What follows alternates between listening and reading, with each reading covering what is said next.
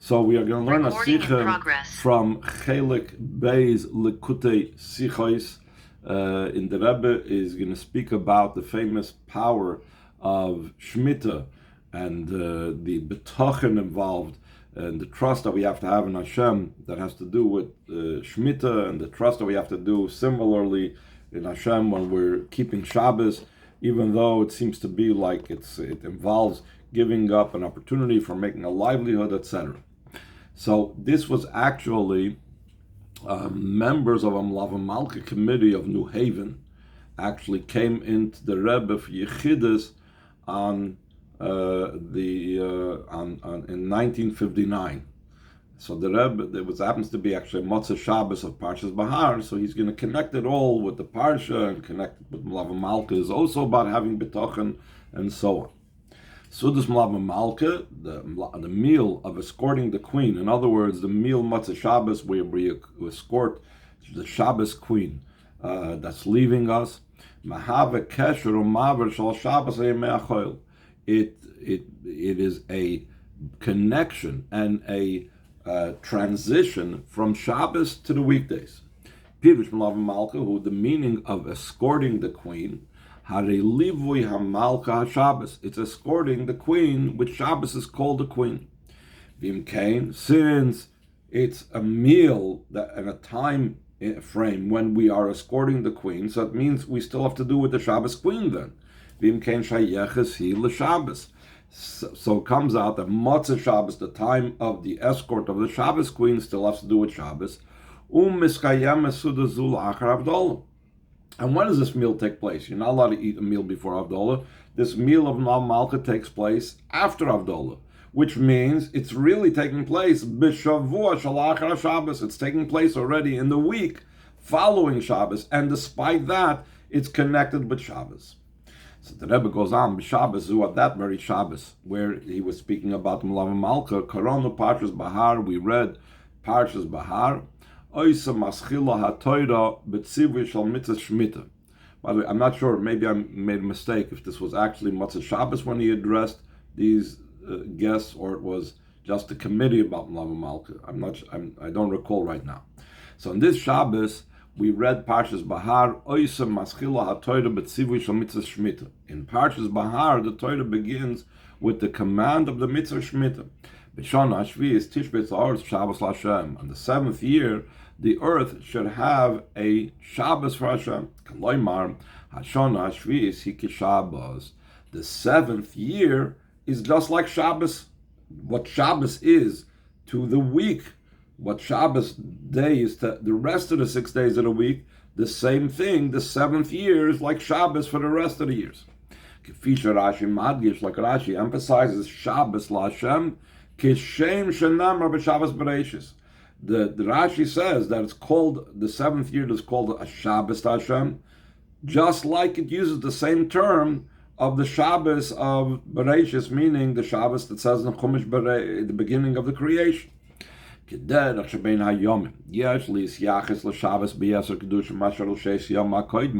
like when it comes to days of the week, one has to relate to Shabbos with greater holiness than the previous 6 days. So too in years, we have to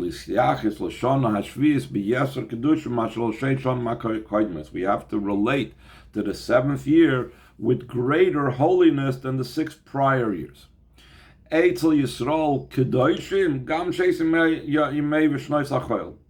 truth is, by Jewish people, even the 6 days of the week, and even the 6 years of the mundane years, the regular years, are considered holy as well. It's not, all he's saying is that you have to have more holiness on the Shabbos, more holiness during Shemitah.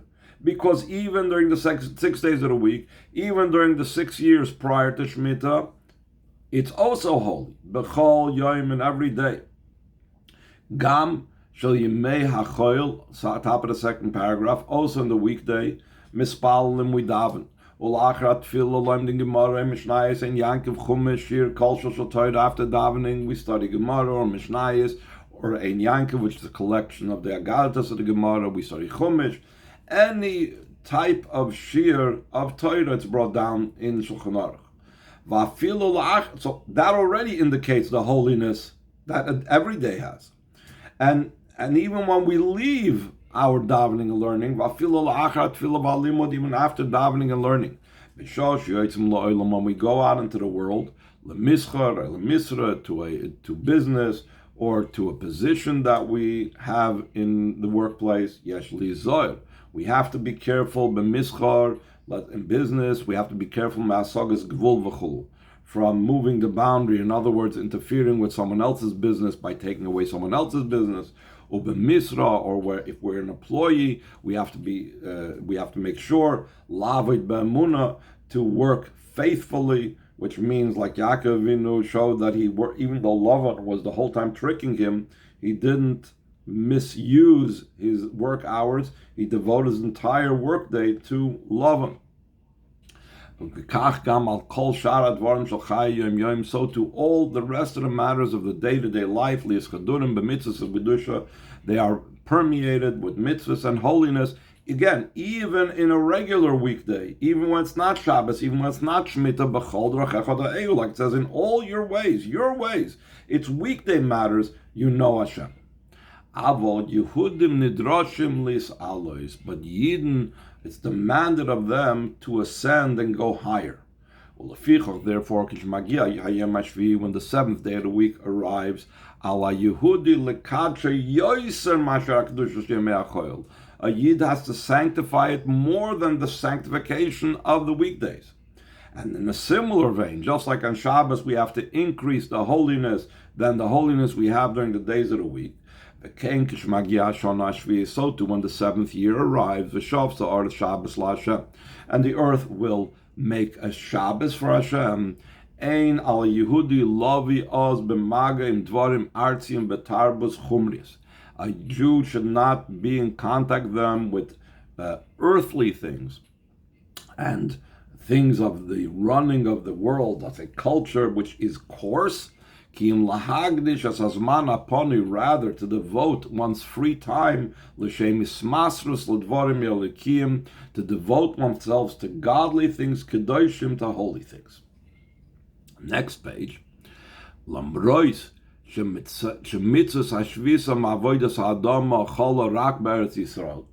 Despite the fact that the mitzvah of ceasing work of the land is only something that's applicable in Eretz Yisrael. So how does this message apply to the many Yidden that are outside of Eretz Yisrael? The content and the meaning of the mitzvah of Shemitah, that in the seventh year one has to devote themselves more to holy matters. This also exists outside of Eretz Yisrael. Why this distinction? Why the land, we do not have the observance of Shemitah outside of Eretz Yisrael, but as far as the person is concerned, they still need to devote themselves in the seventh year to more holy endeavors. Shekain admas chutz la'aretz eina kedosha. True, the chutz la'aretz land is not holy amnam ka'admas Eretz Yisrael, like the land of Eretz Yisrael. Therefore, there is no holiness attributed to the land that one needs to have it lay fallow and not worked on the Shemitah year if it's a chutz la'aretz. That is concerning the land. But a Jew's holiness does not have anything to do with his location. But a Jew, wherever he finds himself, whether in Eretz Yisrael or outside of Eretz Yisrael, who Kaddish, he is holy. Therefore, when the seventh year comes about and arrives, just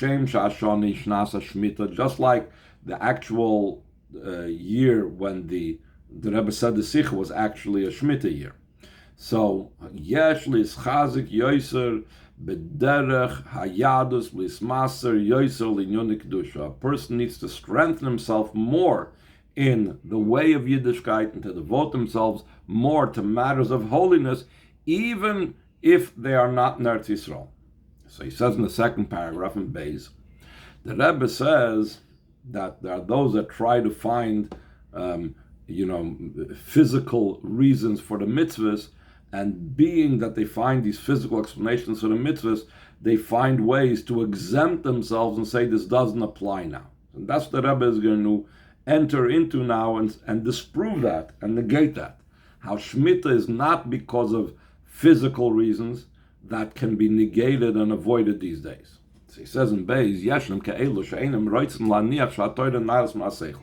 there are those that do not want to accept and allow to be accepted that the Torah is above intellect. They want to explain matters of Torah only according to human intellect. They explain that the reason for the mitzvah Shemitah is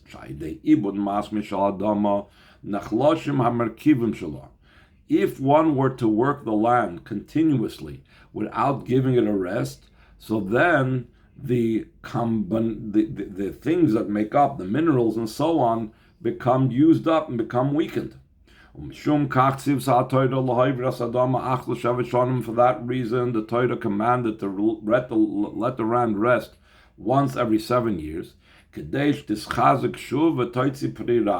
it should strengthen itself, reinvigorate itself, so that it should be able to give much more produce after the rest. Therefore, they say, based on this reasoning, so they even say, we don't need Shemitah these days. In our day and age, in our era, with new inventions, we don't need to deal with Shemitah. We don't have to give the land a rest. Since there's another solution to deal with the earth being weakened after 6 years of working it, you could improve the ground through different types of fertilizers, etc., that can be used.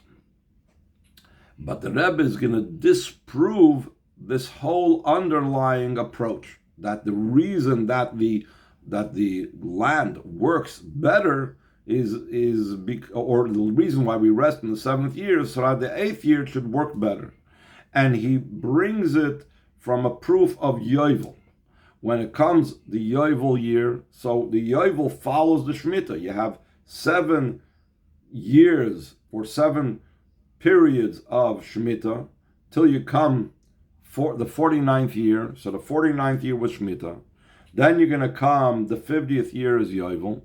And then you're going to come the 51st year, the first year of the next cycle that you didn't plant anything in the 50th year.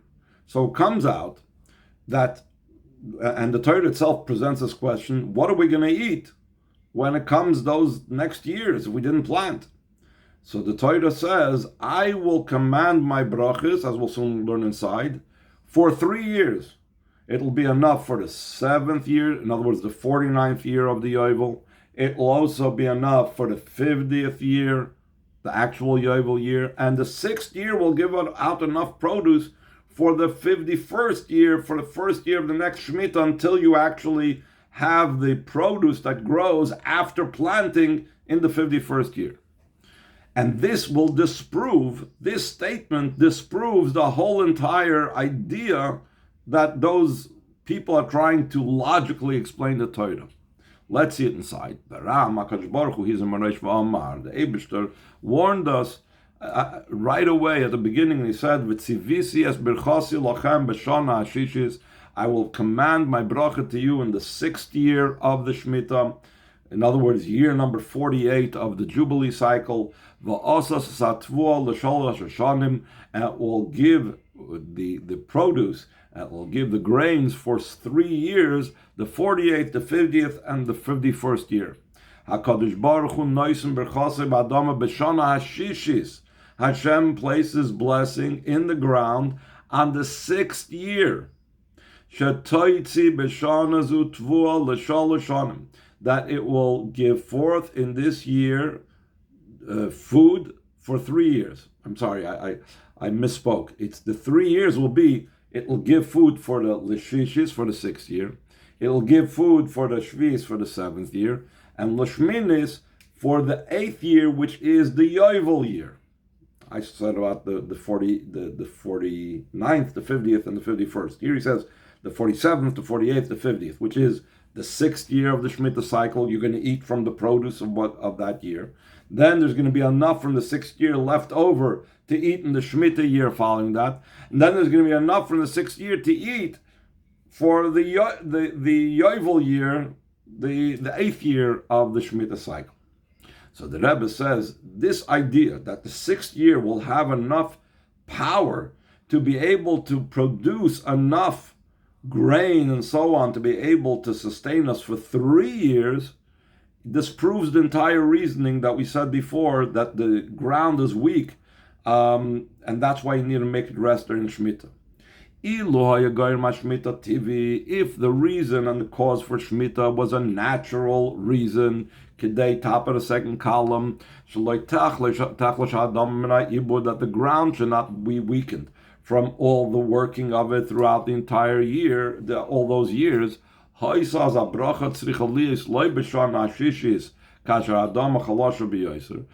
the bracha shouldn't have been in the 6th year, when the ground is the weakest. It's at the expiration, it's the end of the time when the ground has its full strength, it's already weakened. It should have been, the bracha should have been in earlier years. So from the fact that in the 6th year, there will be enough for 3 years of produce, so from here it's a clear proof. When a person has trust in Hashem, and he declares, we will not sow, we will not plant, he fulfills the command of Hashem, so then Hashem gives his blessing in a supernatural way. When the ground is at its weakest, he might see a tvua pi shalish masha b'shana mitzlachs b'yoser. It gives forth grains and produce 3 times as much than the most successful year, v'afil masha b'shana rishoyna, even from the 1st year, when seemingly the 1st year is the most healthiest time for the ground to give forth more produce and more grains. It doesn't give as much as in the 6th year, when it's the weakest of the entire Shemitah cycle. According to what we said before, that the content of the mitzvah of Shemitah is also to be found outside of Eretz Yisrael, even though we don't actually leave the ground fallow, because the ground itself doesn't have the holiness of the land of Eretz Yisrael. So therefore, there is also in content the idea that Hashem commands his bracha when we follow the idea of Shemitah, the message of Shemitah outside of Eretz Yisrael. When a Yid considers the following fact, and it seems to be he's placed in an impossible situation. I need to take time to daven. Lilmoid, I need to take time to learn. And then I have to loss it tzedakah. I have to give tzedakah lahachzik yeshivas midrashas v'chulu to support yeshivas and places where Torah is studied. So if so, I have all these things on my head, which we're soon going to explain, a non-Jew lahavdil doesn't have. How can I compete with a non-Jew? He's not davening. He's not learning. He's not giving tzedakah in the manner that a Yid is obligated to do. And to be successful and to win in the competition.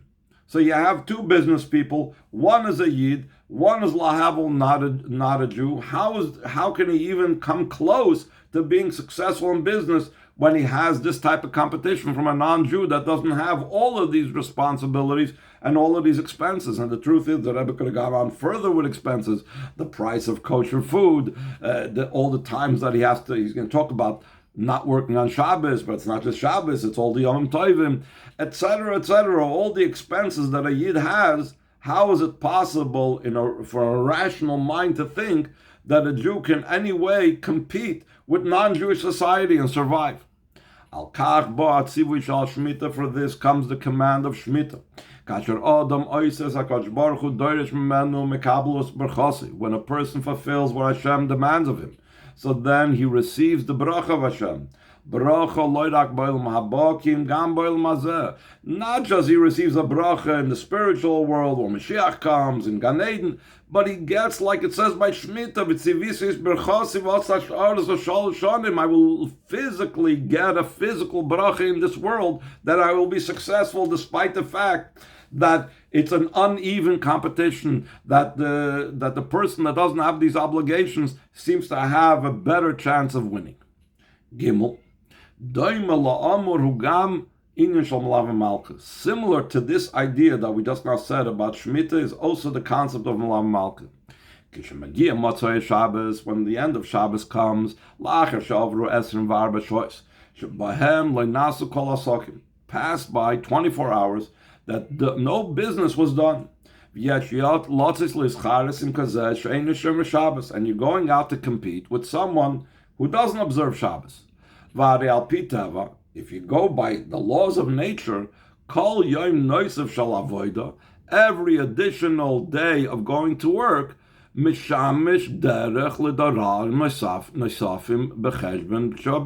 that is a means, and he's paving the way for additional dollars in his bank. So he might think, I didn't work for the last 24 hours, and my competition down the street was working today and had his store open today. So Omer HaKadosh Baruch Hu Hashem says, Al tira avdi yankov, do not be fearful avdi yankov. There is a tefillah that people say in Matzah Shabbos, taken from this pasuk in Tanakh, that Hashem says, do not fear my servant Yaakov. In other words, don't be scared of the fact that you lost the opportunity to make a buck on Shabbos. Im rak avdiata, if you are, as long as you're my servant, if you fulfill the latter part, avdi Yaakov, ein l'chalachshish, you don't have to worry, altira, you don't have to worry, kamni adagloch. The Rebbe says, the Eibishter says, I will take care of you. How come? So he says it's a halachic obligation that Hashem has. When a person owns a servant, so according to halacha, avzum mitzvah parshaseinu parsh Behar. Also, this is a mitzvah in our parsha Behar. Olav lidoik lemiloi machsoirei maxim mishpachtoi. It's incumbent upon the owner of this servant to take care of not just the servant's needs, but also the needs of his family. On the other hand, the servant is obligated to do the work that the master gives him to do. But going back to what we said before, and his master supplies him with the means for making a living. So too by Yidin, when a Yid is in the way of my servant Yaakov, he realizes and he accepts and he follows through that he's a servant of Hashem, and he fulfills the will of Hashem like a servant acts towards his master, so then Hashem acts like the master acts towards the servant. Hashem supplies him all his needs. Hein beruchnius, whether it's spiritual needs, ve'hein begashmis. Again, the Rebbe emphasizes, in this world, the physical needs, Hashem supplies the Yid with. Ha'amur bali de adgosha, kishi Yehudim misasim lakayim sudas malka Simcha. The above is emphasized when Yidden gather together to fulfill and to do the mitzvah of sudas malka with joy. Over yoim by loyes kol achnasa. A day passed by where there was no income. It was Shabbos. Now it's Matzah Shabbos. You look at the books, nothing came in on Shabbos. Va'adrab, even more so. Not only did nothing come in, but just the opposite. There were more expenses. There were different expenses of Shabbos. Just making the Shabbos foods and so on. And on top of the Shabbos expenses, there's also the donation that a person gives by a Mishaberach when he gets an Aliyah. And there's also the expenses of Oirach LeKiddush, Vesuda. He has a guest, or more than one guest, for the Kiddush and for the meal. Shemagia Matzoi Shabbos, when the end of Shabbos arrives, a Yid makes the bracha. The blessed is the one that created the illuminations of fire. Why does he make that bracha?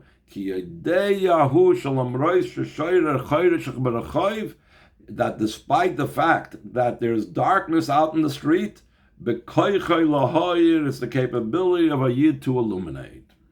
So he says, Mesupar b'Medrash, it's related in the Medrash about what is the reason why we make this bracha on Motzei Shabbos. When Adam Arishon saw the first time darkness, because he was created on Friday, and the entire Friday night and the merit of Shabbos, it wasn't dark. So Adam Arishon was only familiar with light for 36 hours. He saw light from Friday till Motzei Shabbos. All of a sudden, Motzei Shabbos, he saw darkness. What do? So Hashem put an idea into Adam Arishon's mind, to take two rocks, rub them against each other, and to create fire. Then Adam Arishon saw, the Rebbe uses this amazing lesson, in the capability of a person to create fire, even when there is darkness on the face of the globe, a person has the capability to bring light into the darkness. So, and then the Jew, after Havdalah, after making the bracha by the Moed Eish, he fulfills the mitzvah of having the Mlava Malka meal, top of the second column, b'simcha, with joy. Ba'amroi, while saying, u'bechoshvoi, and while thinking, al tira avdi Yaakov, do not be fearful, my servant Yaakov. Mitoch emunah, first of all, he does so out of belief. V'acharkach b'meshach shavuan, and then throughout the week, mitoch hivochos, then he experiences that he should, throughout the week, he actually experiences the blessing of Hashem. That Hashem supplies him his parnasa with money. In the literal way, that he actually has money in the bank. And the primary thing is that he expends the money for joyous and good things, because it's brought down that sometimes a person could compare the money that he makes when he observes Shabbos with the money that's made when a person Chas Shalom doesn't observe Shabbos, and they might think that in the bank account the person's money that doesn't observe Shabbos may be more, so it's brought down in places, and the Rebbe, I think, makes reference to this. I think the Frierdiker Rebbe says this. We don't know what happens with that money. Sometimes that money goes for things which we'd rather not have money for, such as medical bills, etc. So the Rebbe emphasizes over here that the Yid sees actual money from Hashem, that Hashem supplies him as parnasa. And not only does he see the money, but he actually gets the opportunity and uses the money only for good and happy things. And then the Rebbe concludes with a bracha in Dalet Gittin Hashem shtarchivas pulos hamlav malka b'simcha v'tuv levav. Hashem should give that you should broaden the activities of the Mlava Malka, that we said this is a committee, a Mlava Malka committee of New Haven, with joy, b'tuv levav, and gladness of heart. V'yitin atzlacha b'avodaschem b'chlal v'cholech b'frat, and Hashem should give you success in your avodah in general, and each and every one of you specifically, that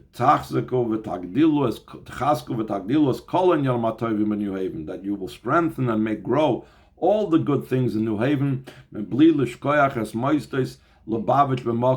without forgetting Lubavitch institutions locally in New Haven, to strengthen them and make them grow. And very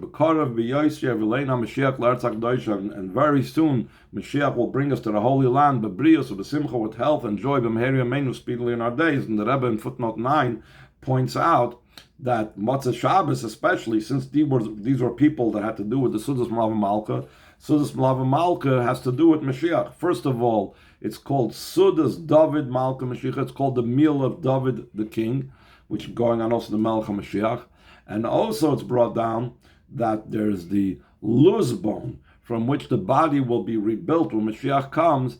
The only time that it derives sustenance, the only meal that gives sustenance to that bone is the by Mlava Malka, and that is the bone from which the body will be rebuilt when Mashiach comes.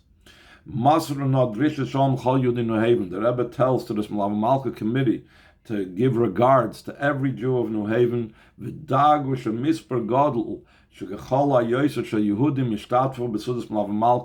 You should make it your concern that a great number, the greater, the better, of Jews should participate in the meals of Mlava Malka. And also for them there will be that you should not fear my servant Yaakov. Hashem should give them much of parnasa, both spiritually and physically.